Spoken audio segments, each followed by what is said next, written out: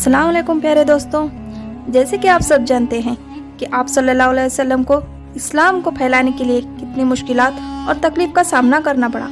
इन्हीं में से एक वाक़या हम आपके सामने पेश करते हैं। एक दिन रसूल अकरम काबा में बैठे हुए थे। कुछ फासले पर आप सल्लल्लाहु अलैहि वसल्लम के मुखालिफाइन भी बैठे हुए थे। इनमें से शामिल अतबा बिन रुबिया भी था।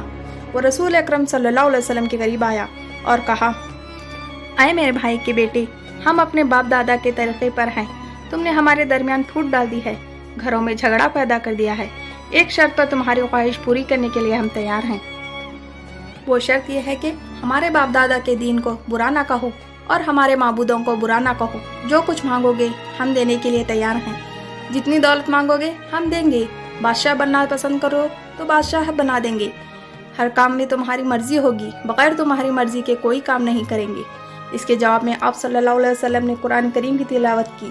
मैं भी तुम्हारी तरह एक इंसान हूँ, मगर मुझ पर वही आई है कि तुम्हारा माबूद एक खुदा है, इसलिए कि इसी की तरफ रुजू हो और इसी से माफ़ी मांगो। और अफसोस है कि मुशरिकों पर वो जो खैरात नहीं देते, आखिरत पर ईमान नहीं रखते। अलबत्ता वो लोग जो ईमान लाए और नेक अमल किए, इनके लिए बहुत बड़ा अजर है जो कभी ख़त्म ना होगा।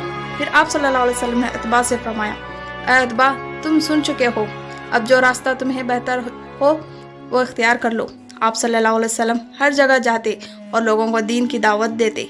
एक मरतबा हज के दौरान रहमतुल आलम सल्लल्लाहु अलैहि वसल्लम हज़रत अबू बकर सिद्दीक़ रज़ी अल्लाह ताला अन्हु के हमराह मामूल के मुताबिक तबलीग हक़ के लिए तशरीफ़ ले गए, जहाँ अरब के कोने कोने से ज़ायरीन आए हुए थे।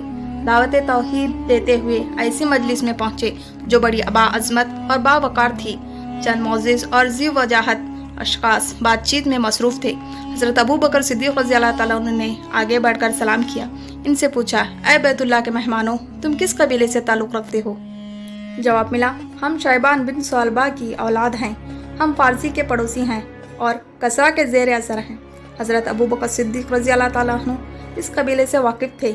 इन सबको पहचान लिए हुज़ूर सल्लल्लाहु अलैहि वसल्लम की खिदमत में अर्ज़ किया, या रसूलल्लाह, मेरे माँ बाप आप पर कुर्बान, आप सल्लल्लाहु अलैहि वसल्लम ने इजाज़त दें तो मैं इनसे बात करूं?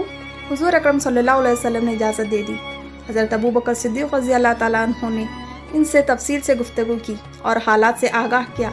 फिर हुज़ूर सल्लल्लाहु अलैहि वसल्लम इनसे मुखातिब हुए, मैं तुमको इस बात की तरफ बुलाता हूँ कि तुम गवाही दो कि सिवाय अल्लाह के कोई इबादत के लायक नहीं और मैं अल्लाह का रसूल हूँ। मैं चाहता हूँ कि तुम मेरे मददगार हो ताकि मैं अल्लाह के अहकामात बग़ैर किसी रुकावट पहुँचा सकूँ।